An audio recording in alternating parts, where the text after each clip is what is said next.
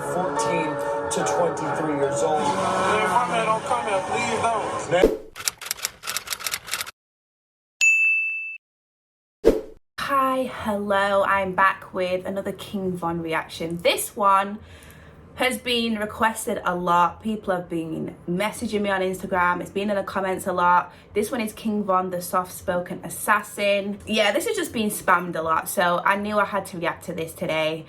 I've been reacting to a lot of King Von things. I've got more stuff to react to that people have suggested in the comments and also messaged me, so just be patient and I will get through them. But before I jump into this, jump over to my Instagram and follow me over there. Follow me, send me a message. Let me know any video you'd like to see me react to. Also, I will let you know on my Instagram when I'm dropping reactions and stuff like that. So go over there and follow me so you're kept in the loop and all of that good stuff. But yes, King Von, the soft-spoken assassin. Thank you for the suggestion and I'm going to jump straight into it.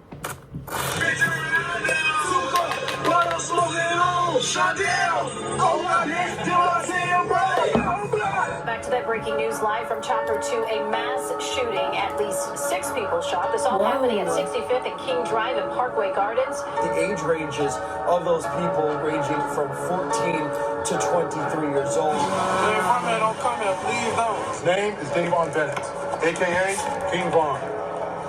He's been on the street for too long. I want him off the street today. You guys ready? Ready for this. Alright, so probably the person that I get the most requests to do a video on, and the rapper I've been rocking with for a while now is King Von. No doubt the most demonic figure that's come out of Chicago since the drill music wave in the 2010s. Fans are really enamored with his storytelling and music videos, but for the life of me, I don't know how King Von is a free man. I mean, bless him, all blessings to him. He's somehow been able to 2C slide and dodge every single case that's been thrown at him since he was 15. Really? And while his partner Rondo was toting a bazooka on the gram, King Von was on Twitter arguing with a mortal enemy over how many bodies they each got. And this was trolling the fuck out of the police, right? They couldn't stand it. See, in Chicago, only 20% of murders ever get proven, 80% go unsolved. 20 years for the murders, plus the gun has been off, that's 21 years. So that's 41 years, that's just for the murder. I got 2 attempt murders. And you beat all those charges. You were acquitted. Yep, okay. Now, we're gonna get into all of this, but before we do, let me show you my song of the day. This is Mark Battles. Let's go. Ain't been happy in a while. I be staring in the mirror, trying to force myself to smile. Can't keep blaming everybody. People do what you allow. And don't ask me how I feel, cause I'm responding back with how. How the fuck I'm supposed to feel when all my friends turn their back? How the hell I'm supposed to trust when people out here setting traps? How you expecting me to grow when I can't let my money stack? How you asking for a loan knowing you can't pay me back? How you claim to really love me but you fuck?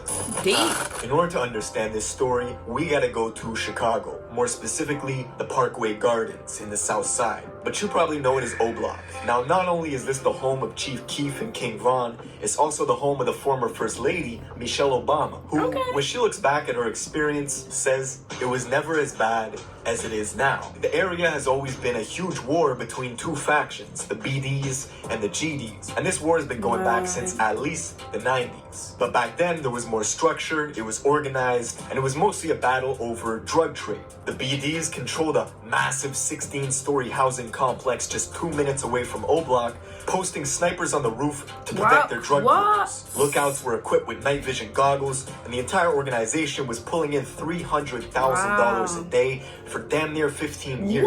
The BDs were run like a corporation. Money was laundered through investments into apartment buildings, a record label called MOB, a car wash, and a nightclub in Atlanta. But the leadership was taken out in 2004 with a massive police raid. Their headquarters was permanently closed and eventually demolished. 50 people were charged. Whole leadership gone. All the BDs migrated to O Block and created alliances with the sets around the area to go against their rival gang, the GDs. Now the GDs, which stands for Gangster Disciples, also had their leadership taken down. And now neither of the 2 gangs have any structure anymore coming from the top to the bottom. It's basically just kids running around with a profound hatred for each other, trying to blow each other's heads off. And this shit escalated even further in the 2010s with Chief Keef and the rise of drill music. Chief Keef, Rondo, Lil Reese, Lil Durk, and most of the people who saw success during the height of the drill scene were all black disciples. The gangster disciples had very little representation in mainstream music.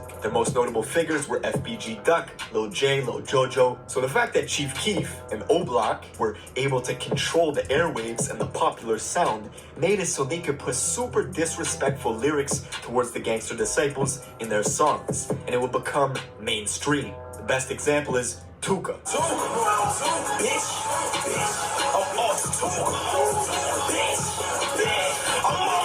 Tuka's death became the focal point for a lot of comments because the gang members that killed Tuka. These ads is already hitting. Let's go back a second. But so far, I'm 4 minutes in already. I'm learning a lot of stuff. Thank you for this recommendation because I'm learning a lot of stuff. Okay, we're here for it. Tuka's death became the focal point for a lot of comments because the gang members that killed Tuka then used social media to really insult his memory. In this case, you have this young man actually in his coffin, and this image has also been defiled. See, Tuka was a deceased 15-year-old boy that Chief Keef and Durk would constantly mock in their songs. And the lyric became so popular, you had rappers like Lil Pump who had nothing to do with the situation. He's from Miami. You had Young M.A. who's from New York, and even NLE Choppa who's from Memphis. They would use Tuka in their songs or in everyday life without even knowing what it meant. Now, you recently said some shit about Lil Pump. And he used the smoking Tuka line? To this day, he probably think that everything all groovy.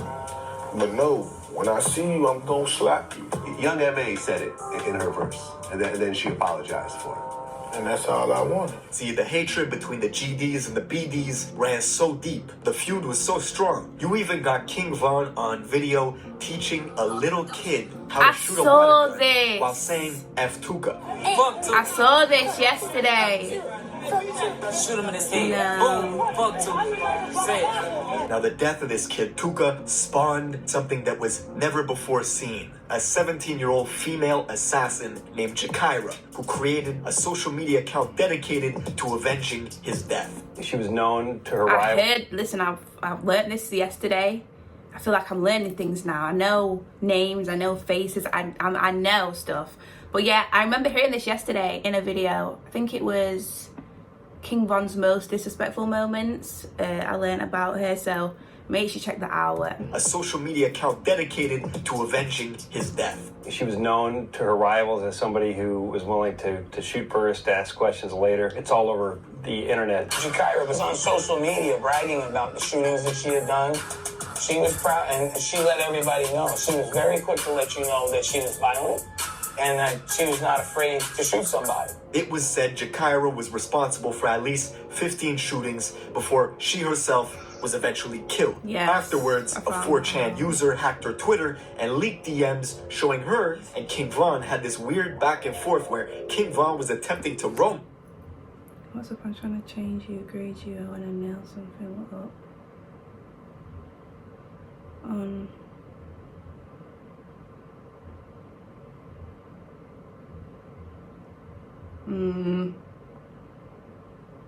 Yeah, so I heard, yeah.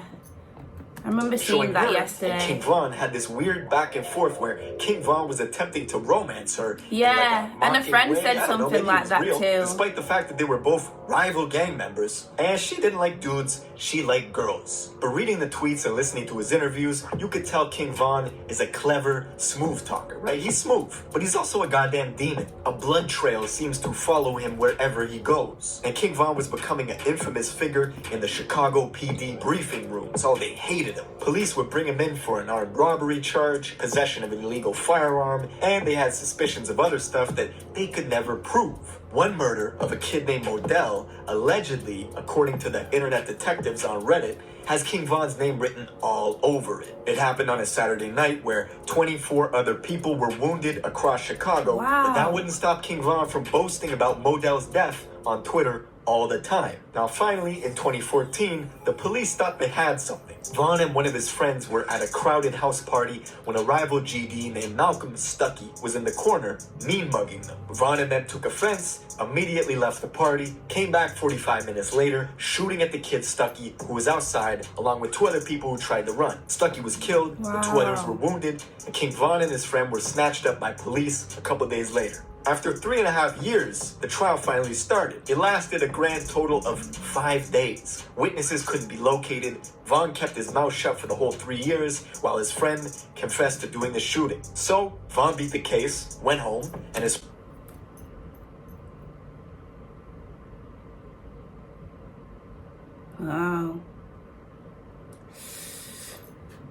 friend got 28 years. As soon as Vaughn was out, the dude he was always arguing with on Twitter, named Wooski, who's a gangster disciple, and his mortal enemy, was attending a funeral at the Bethlehem Star Baptist Church when all of a sudden, an AK-47 pistol, aka yes, a I heard this one, was whipped out and started spraying into the crowd.